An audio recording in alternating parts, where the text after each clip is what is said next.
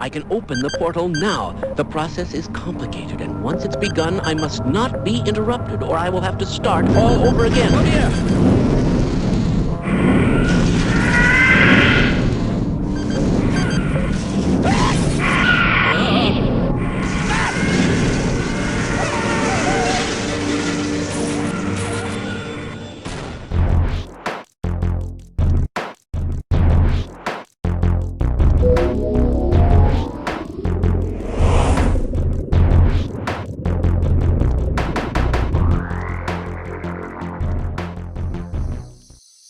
Hi everyone, welcome to Gameqraft, the YouTube channel where we bring games to life in the art form known as Papercraft. I'm Mike, the Papercraft artist and designer, and I've made several figures from the Half-Life 1 universe.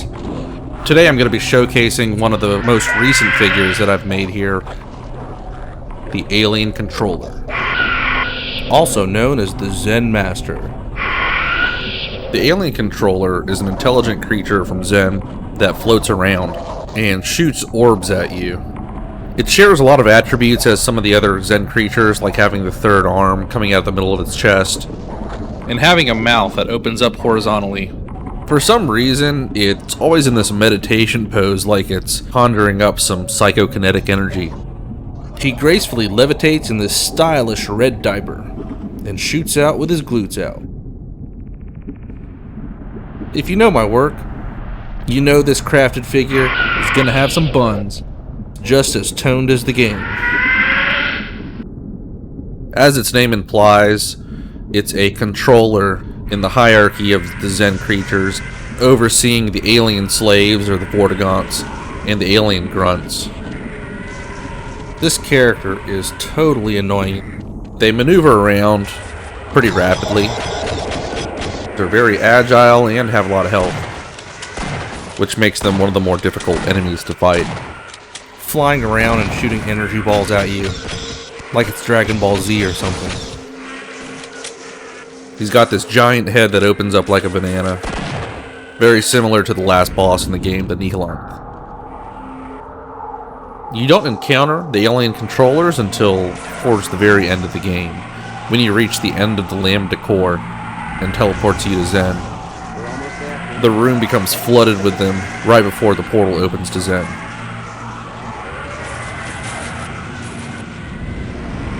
So let's take a look at the figure here. It roughly stands about 5 inches tall. Everything exactly the same as the game, complete with the posable center arm. This one wasn't too difficult to assemble compared to most of the other Half-Life figures that I've created. You can really see the polygon vertices a lot clearer when you hold it to the light. The cutting machine that I use scores the figure precisely so I get every fold perfect. See my other videos on the Cameo Silhouette for more information on that. Textures came out really good here too. So did the spikes on the back here and all over the body. The fingers were really the hardest part to make because of how the textures are laid out in the game. The complexity of this model isn't too bad, with a couple hundred polygons or faces. Getting those textures just right wasn't easy. I had to keep adjusting and playing around with the saturation and contrast to emulate the game just right. In order to make the Papercraft, the 3D model is unfolded into a flat, printable surface through a design process that I do myself using the Papercraft software. Here it is broken down and unfolded. This model was broken down into about 3 pages to get it this size. Once it's all cut up and folded, the pieces come together perfectly.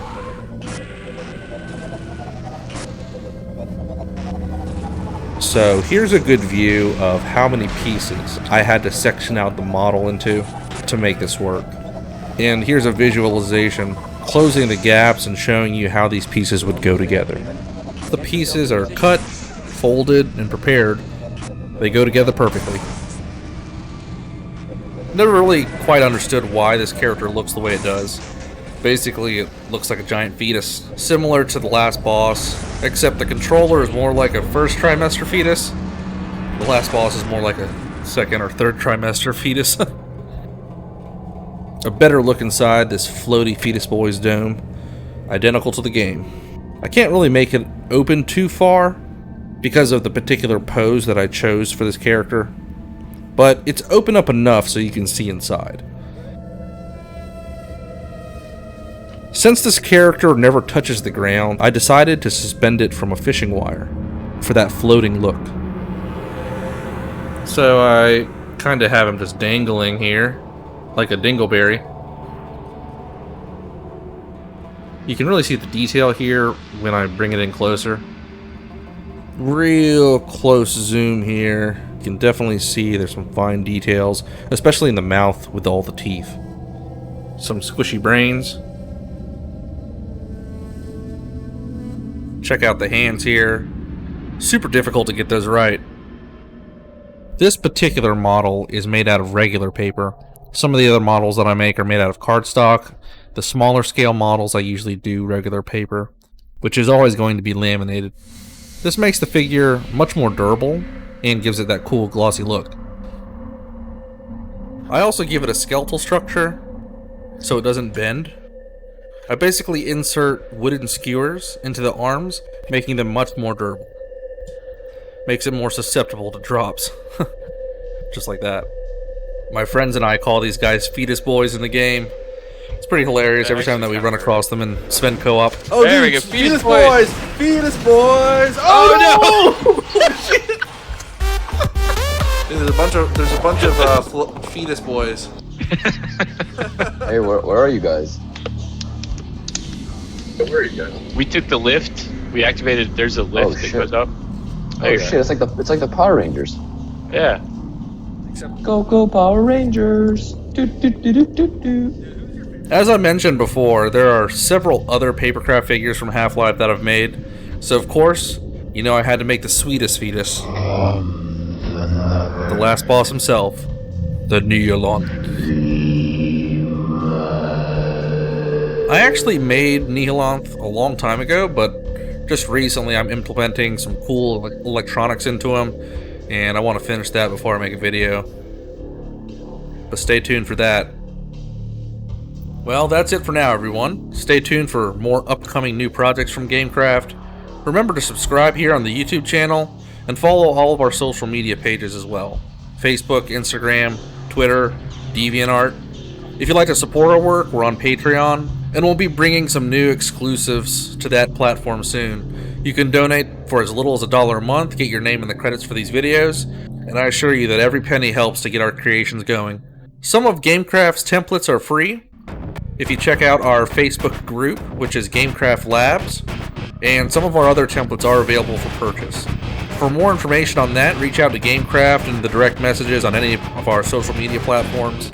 You can also reach out to us directly at our business email, which is gamecraft@gmail.com.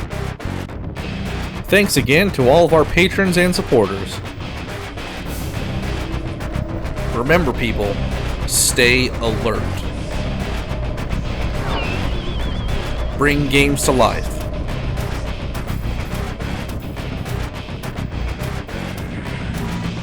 We're almost there, Jimmy. Get yourself in position.